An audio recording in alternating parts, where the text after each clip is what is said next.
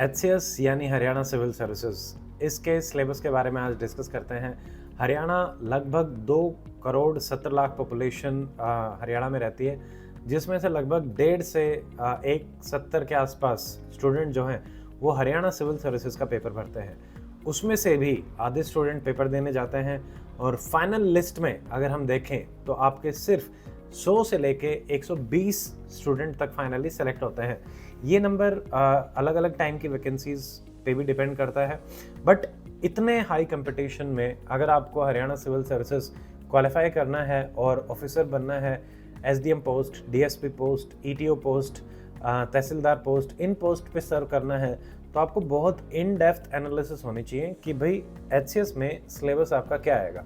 तो जो नए स्टूडेंट हैं और जिन्होंने प्लान किया है कि वो हरियाणा सिविल सर्विसेज पेपर देना चाहते हैं, इस वीडियो में हम डिटेल में बात करेंगे कि क्या एचसीएस एग्ज़ाम की स्टेजेस हैं, क्या सिलेबस रहेगा, कैसे आप उसको प्रिपेयर कर सकते हैं, क्या रिसोर्स बुक हो सकती हैं उस पर्टिकुलर सिलेबस को करने के लिए, क्या कुछ भी पूछ लिया जाता है हरियाणा सिविल सर्विसेज में, या फिर सारी चीज़ें बहुत ही प्रिसाइज और डिफाइंड फॉर्मेट में हैं, और क्या पेपर को प्रेडिक्ट भी किया जा सकता है, कट ऑफ वगैरह क्या रहती हैं, उनके बारे में भी हम बात करेंगे। तो एक अच्छी कन्वर्सेशन रहने वाली है, आराम से इसको देखें सुने। Let us start. देखिए, सबसे पहले अगर हम बात करें एचसीएस, उसकी जो आपकी क्वालिफिकेशन है कि भाई कौन दे सकते हैं, तो मोटे तौर पे स्टूडेंट जो 18 से अबव है वो पेपर को भर सकते हैं और जिन्होंने ग्रेजुएशन कंप्लीट कर ली है। बट यहीं अगर आप एमबीबीएस में हैं तो आप फाइनल ईयर ग्रेजुएशन कंप्लीट करने के बाद अगर आप इंटर्नशिप में हैं तो आप दे सकते हैं। बाकी जगह आपको ग्रेजुएशन डिग्री आपके पास होनी चाहिए, ठीक है। अभी एचसीएस आने में थोड़ा सा टाइम है, तो इस साल के जो स्टूडेंट ग्रेजुएट हो चुके हैं they are eligible for HCS examination. Now coming to कि यहाँ पे एज भी 18 इन्होंने दे रखी है। जनरली 21 ईयर्स सिविल सर्विसेज में एज आपको देखने को मिलती है, तो हो सकता है कई स्टूडेंट 19-20 ईयर्स में जिन्होंने ग्रेजुएशन कर ली है, they are aspiring to become civil servant, तो वो एचसीएस एग्ज़ाम को सोच सकते हैं कि हाँ भाई इसकी तैयारी करके कि उन्हें ट्राई किया जाए, ठीक है। अब आप बात करते हैं स्टेजेस की।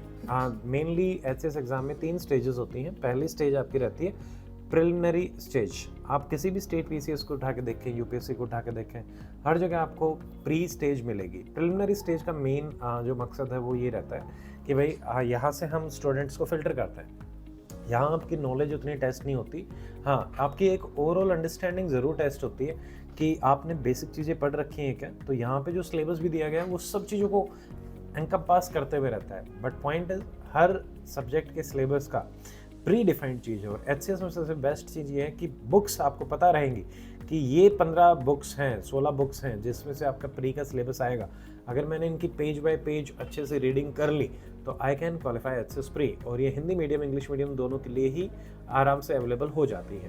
तो इसमें अब देखो, पहली स्टेज प्री वाली जो स्टेज रहती है, सेकंड मेंस रहती है, थर्ड इंटरव्यू रहती है। पहले प्री के सिलेबस के बारे में बात कर लेते हैं, then we will be moving to the mains and the interview stage.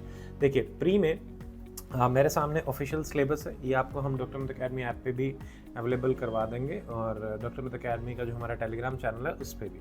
अभी आप doctor Amit academy IAS HCS YouTube channel पे हैं, तो यहाँ पे हम पिछले 4 साल से बच्चों को पढ़ा रहे हैं और HCS का हमारा जो रिज़ल्ट रहा है वो काफ़ी अच्छा रहा है। 108 स्टूडेंट अकेडमी के साथ जुड़ के HCS क्वालिफाई कर पाए हैं।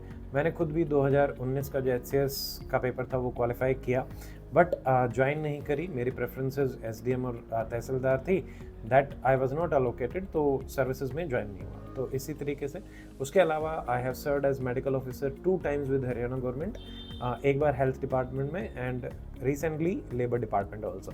Currently I am teaching students जो HCS, UPSC and other state PCS जैसे कि RAS, GPSC, Punjab PCS, UPSC, UP PCS, उसके बारे में हम डिटेल में डिस्कस करते हैं। तो ये सारे हम अभी मेनली स्टूडेंट्स को गाइड कर रहे हैं जो सिविल सर्विसेज की तैयारी कर रहे हैं, and we try to give our best. देखिए, अब इसमें बात करते हैं पहला जो आपका प्री का सिलेबस है, उसमें आपका दिया हुआ है, जो मैं ऑफिशियल से बता रहा हूँ, जनरल साइंस। अब जनरल साइंस क्या होता है, जो आपने 10th लेवल तक में आप जो फिजिक्स, केमिस्ट्री, बायोलॉजी पढ़ते हैं, that is the part of your general science. तो इसमें आप क्या चीज़ें कर सकते हैं, आप NCERT लो, क्लास 6, 7, 8, 9, 10th की NCERT आपको सिंपली पढ़नी है। उनकी एक्टिविटीज़, बॉक्सेस, क्वेश्चंस, MCQs पे भी फोकस करना है। मेरी एक साइंस की मैराथन भी है, उसका आप देख सकते हैं, 6 घंटे की मैराथन है, और एनसीईआरटी की वीडियो भी हमने यूट्यूब पे डाल रखी है, उनको भी आप देख सकते हैं। That will help you in covering general science. तो सिर्फ एनसीईआरटी आपका एक सोर्स रहेंगे। नेक्स्ट है यहाँ पे current events of national and international importance. यहाँ पे एचसीएस का जो मेन सोर्स रहता है दैट इज पीआईबी। पीआईबी क्या है? Press information bureau. यहाँ पे सरकार ऑफिशियली कुछ चीज़ों को रिलीज़ करती है, कुछ डिपार्टमेंट्स के हिसाब से, मिनिस्ट्रीज़ के हिसाब से, तो वहीं से आपसे डायरेक्टली क्वेश्चन पूछे जाते हैं, स्पेशली इकोनॉमिक्स के, स्कीम्स के, आईआर के, इंस्टीट्यूशंस के, तो वो आपको प्रिपेयर करने होते हैं। तो यहाँ पे आपका सोर्स रहेगा पीआईबी, जो अकेडमी से स्टूडेंट जुड़े हैं, हम डाकू मैगजीन में, doctor Amit academy current update में वो सारी चीज़ें करवा मंथली बेसिस पे। थर्ड यहाँ पे लिखा है history of India and Indian national movement. तो ये हिस्ट्री ऑफ इंडिया में आपका आता है एंशिएंट हिस्ट्री, मिडावल हिस्ट्री और मॉडर्न हिस्ट्री। तो इन तीनों में ही चलता है। Major focus Indian national movement पे है। यहाँ से आपको काफ़ी क्वेश्चन देखने को मिलता है। मान लीजिए हिस्ट्री है, एक जनरल साइंस और हिस्ट्री, ये दोनों लगभग 45 to 50% आपका एचसीएस का जो एग्ज़ाम है उसका क्वेश्चन जो है उनको मतलब कवर करते हैं। अब जनरल साइंस में हमने देखा लगभग 20 से कई बार 25 क्वेश्चन आ जाते हैं, हिस्ट्री में भी लगभग 20 से 25 क्वेश्चन आ जाते हैं। यहाँ पे सोर्स क्या रहेगा? आपके सोर्स है एनसीईआरटी, क्लास 6, 7, 8 की एनसीईआरटी, जो कि एंशिएंट, मिडावल, मॉडर्न को रिस्पेक्टिवली कवर करती हैं, और थीम्स ऑफ इंडिया पार्ट 1, 2, 3 की एनसीईआरटी। उसके अलावा कल्चर भी पूछी जाती है, सिलेबस में डायरेक्टली मेंशन नहीं है, बट स्टिल कल्चर से सवाल आते हैं। तो वहाँ पे फाइन आर्ट्स की एक बुक है एनसीईआरटी की, उसको आप करें। It is available in both Hindi and English. उसके अलावा आपको कुछ करने की आवश्यकता नहीं है। स्टैंडर्ड बुक्स में अगर बात करें, स्पेक्ट्रम आप कर सकते हैं, वो आपके यूपीएससी प्रिपरेशन में भी हेल्प करेगी। अकेडमी के स्टूडेंट्स के लिए हमने सारे स्टैंडर्ड सोर्सेज और एनसीईआरटी से बुकलेट प्रोवाइड करा रखे हैं। आपको तो सबसे पहले बुकलेट्स ही करनी है सारे सब्जेक्ट्स में, और उसके अलावा कुछ नहीं करना। रिविजन क्लासेज आपको जो सप्लीमेंट्री प्रोवाइड कराई जाती है वो। तो ये बात होगी हिस्ट्री की। नेक्स्ट यहाँ पे लिखा है India and the world geography. तो यहाँ पे आपसे पूछा जाता है Indian geography, physical geography and world geography. तो यहाँ पे आपका सोर्स क्या रहेगा? Again NCERT. क्लास 6 से 10th की एनसीईआरटी करें, उसके बाद 11th और 12th की दो एनसीईआरटी हैं, India physical and human geography वाली, तो वो आपको करनी है। ये एनसीईआरटी करने के बाद ज्योग्राफी के आपके सारे सवाल यहाँ से हो जाएंगे, लगभग पूरी कवरेज आराम से हो जाती है। एनसीईआरटी खुद इन तीनों सब्जेक्ट की एनसीईआरटी लगभग 55 से 60 क्वेश्चंस को कवर करती हैं, क्योंकि इन तीनों सब्जेक्ट से ही इतने क्वेश्चन आते हैं। और अगर आपने इनको भी बहुत अच्छे से कर लिया तो कट ऑफ मान लीजिए 60 मार्क्स में से ये जो 60 क्वेश्चन आए हैं, इसमें से आपको 45 के आसपास अगर आप स्कोर कर रहे थे पिछली बार, तो आप कट ऑफ क्वालिफाई कर रहे थे। मतलब बाकी सब्जेक्ट पढ़ने की भी आवश्यकता नहीं है। But then coming to the all other subject, देखो इसमें इंडियन कल्चर इसके बाद मेंशन है, हिस्ट्री के साथ है। इंडियन कल्चर का सोर्स मैंने आपको बता दिया। इंडियन पॉलिटी, यहाँ पे एनसीईआरटी करने की आपको आवश्यकता नहीं है। आप लक्ष्मीकांत, एक बुक आती है एम लक्ष्मीकांत, उसको आराम से कर सकते हैं। अकेडमी पे ऑलरेडी हमने वीडियोस डाली हुई हैं, रिवीजन वीडियो एम लक्ष्मीकांत की गई हुई है, वो आप देख सकते हो। नेक्स्ट है इंडियन इकोनॉमी। इंडियन इकोनॉमी में 2 एनसीईआरटीज आप देख सकते हैं, micro economics and macro economics. उसके अलावा विवेक सिंह सर की बुक आती है इंडियन इकोनॉमी, ठीक है। अकेडमी वाले स्टूडेंट्स के लिए अकेडमी वाला ही रहेगा। तो ये आपका वन स्टॉप सॉल्यूशन रहेगा। बेसिक इकोनॉमी पूछी जाती है। इकोनॉमी थोड़ा सा करंट अफेयर ओरिएंटेड रहती है। अभी तक जो सब्जेक्ट थे, general science, history, world geography, Indian geography, Indian culture, Indian polity, they are static subjects. Current affair dynamic रहता है, इंडियन इकोनॉमी डायनामिक रहती है, तो ये भी करंट बेस्ड आती है। पिछली बार बहुत सारे क्वेश्चन इंडियन इकोनॉमी के करंट बेस्ड थे, और ऐसे क्वेश्चन थे जो हिल भी नहीं रहे थे। काफ़ी टफ पेपर आया था, यूपीएससी से भी टफ पेपर हम बोल सकते हैं। एचसीएस का स्टैंडर्ड इतना बढ़ गया। नेक्स्ट इसमें आता है जनरल मेंटल एबिलिटी। इसके कुछ ही सवाल हमें देखने को मिलते हैं पेपर 1 में। अभी हम जिसकी बात कर रहे हैं सिलेबस की, वो है जनरल स्टडीज पेपर 1।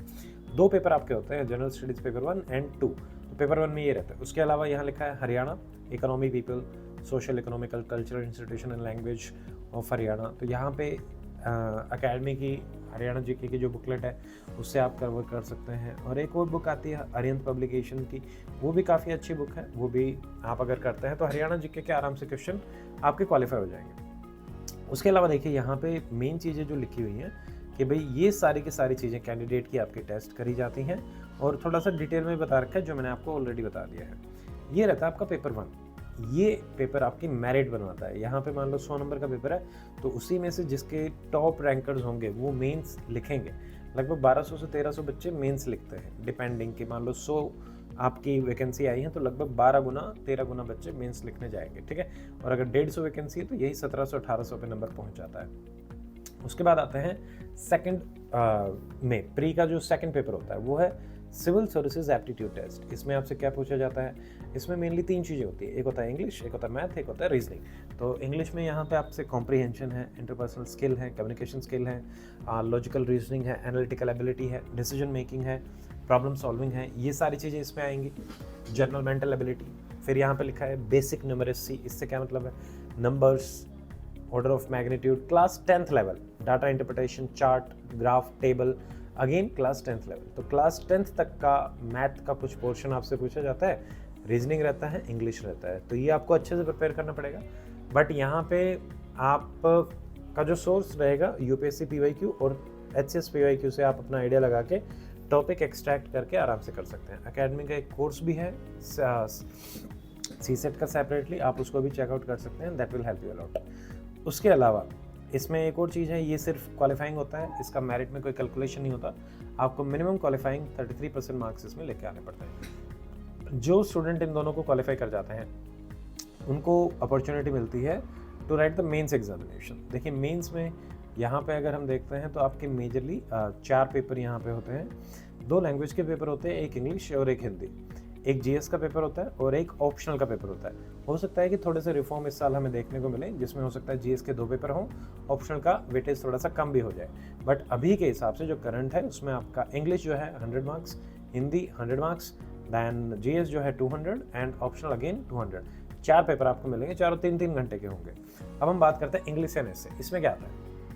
यहाँ पे सिलेबस में है प्रेस राइटिंग का आपका एक सवाल आएगा, एक कॉम्प्रीहेंशन आएगा, उसमें से आपसे सवाल पूछे जाएंगे, एक ऐसे आएगा। मेजर पोर्शन यहीं से आ जाता है। उसके अलावा uses and vocabulary, सिनोनियम, antonym, direct voice, indirect voice, general grammar composition, ये आपसे इंग्लिश में पूछा जाता है। अगेन किस लेवल तक के होते हैं? 10th लेवल तक के। कहाँ से कर सकते हैं? डॉक्टर अमित अकेडमी पे आपकी अंग्रेजी बीट की हमारी क्लास हमने डाली हुई है, पूरी प्लेलिस्ट है। एचसीएस में आपका वहाँ से बाहर कुछ भी नहीं आएगा, टॉपिक वाइज बड़ी बड़ी क्लासेस हैं, आप उनको देखें और अपना कंप्लीट करें। सेकंड, इंग्लिश के सारे पीवाईक्यू एकेडमी की प्लेलिस्ट पे अवेलेबल हैं, आप उनको देख सकते हैं, that will help you a lot.